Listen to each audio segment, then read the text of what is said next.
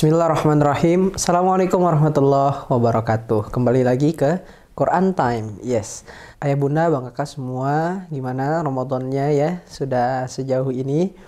Semoga tidak ada yang bolong. Allah terima semua amal ibadahnya, puasanya, tarawihnya, semua sedekahnya, insyaallah.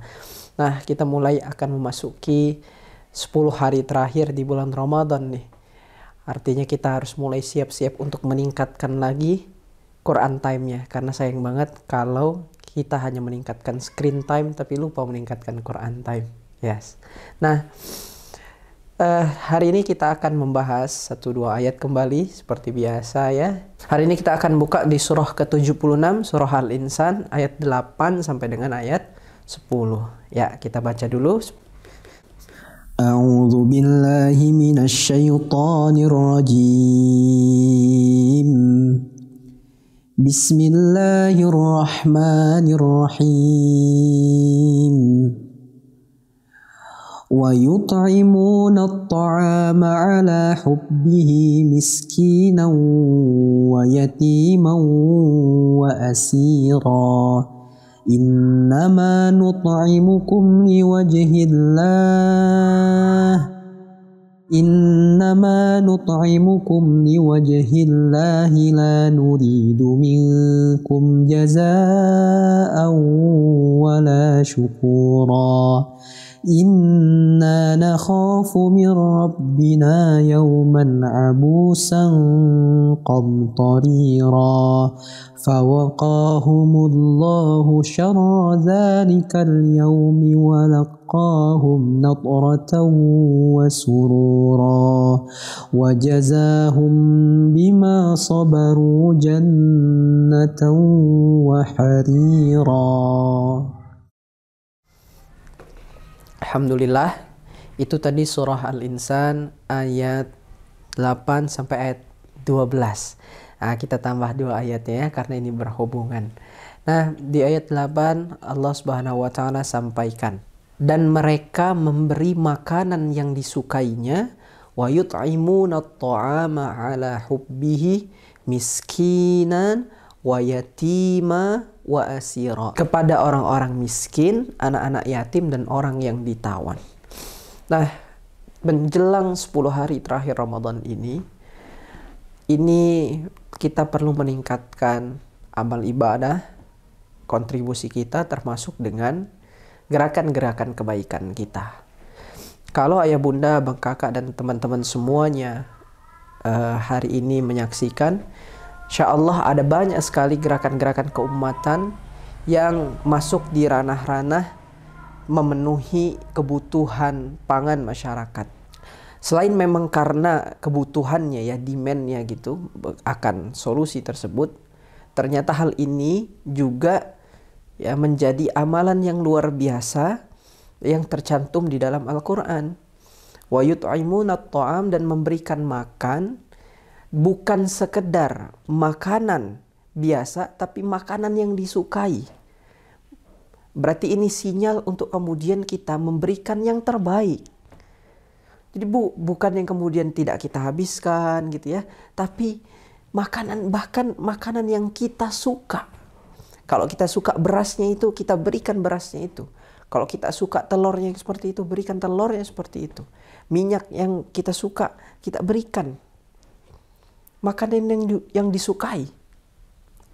Nah, ini menjadi salah satu sinyal ya, apa gerakan-gerakan kebaikan yang bisa kita lakukan, yang salah satunya adalah ini. Bagaimana kemudian kita bisa berkontribusi pada ya amal-amal sholih, amal kebaikan.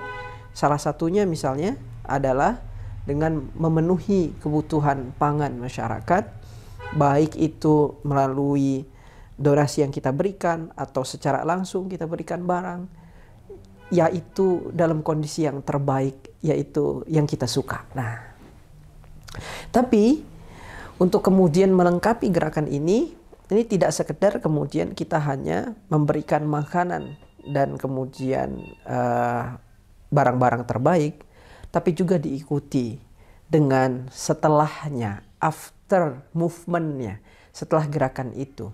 Kita lihat di ayat yang ke-9-nya. Innama nut'imukum liwajhillah la nuridu minkum jazaa'aw wala syukura. Lihat. Dan mereka, ya tadi ayat 8, dan mereka memberikan makanan yang disukai kepada orang-orang miskin, anak-anak yatim, dan kemudian orang yang ditawan. Nah ayat 9-nya, sambil berkata, sesungguhnya kami memberi makanan kepadamu hanyalah karena mengharapkan keridhaan Allah, kami tidak mengharap balasan dan terima kasih dari kamu. Jadi, satu, memberikan yang terbaik yang kita suka. Yang kedua, ikhlas karena Allah. Bukan berharap balasan dari manusia, tapi berharap ridho dari Allah. Jadi dalam memberikan makanan, berinfak, berdonasi tadi, ya, sambil berkata, kita tidak butuh terima kasih dari kamu, kita tidak butuh balasan dari Anda, tapi kita hanya berharap ridho dari Allah. Berharap Allah terima amal ini, Allah hitung sebagai ibadah, Allah hitung sebagai amal solih. Maka kemudian ketika ada respon-respon yang mungkin misalnya dari makhluk itu, dari hamba, tidak kita harapkan, kita akan jalan terus. Karena kalau kata guru saya, kalau kita sudah mulai karena Allah, maka insya Allah tidak berhenti karena manusia. Kalau mulai karena Allah, jangan berhenti karena manusia. Nah, lalu apa balasannya untuk amal kebaikan ini? Kita lihat di ayat-ayat berikutnya. Sungguh kami takut akan azab Tuhan pada hari ketika orang-orang berwajah masam penuh kesulitan. Ini adalah lanjutan tadi. Jadi berharap ridha Allah, tidak berharap balasan. Dan ini adalah bentuk kemudian dari ya takut kalau kemudian nanti diazab karena tidak ada amal soleh. Nah ayat 11-nya, maka Allah melindungi mereka dari kesusahan hari itu dan memberikan kepada mereka keceriaan dan kegembiraan. Dan dia memberi balasan, Allah beri balasan kepada mereka karena kesabarannya berupa surga dan pakaian sutra. Masya Allah.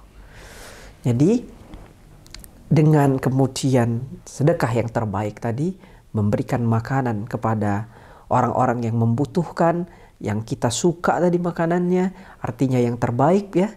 Kemudian ikhlas berharap pada Allah, maka insya Allah meskipun tidak dibalas oleh makhluk, meskipun hamba Allah tersebut bahkan tidak mengucapkan terima kasih karena pun kita tidak mengharapkannya, insya Allah Allah akan tunaikan hak-hak kebaikan kita tadi.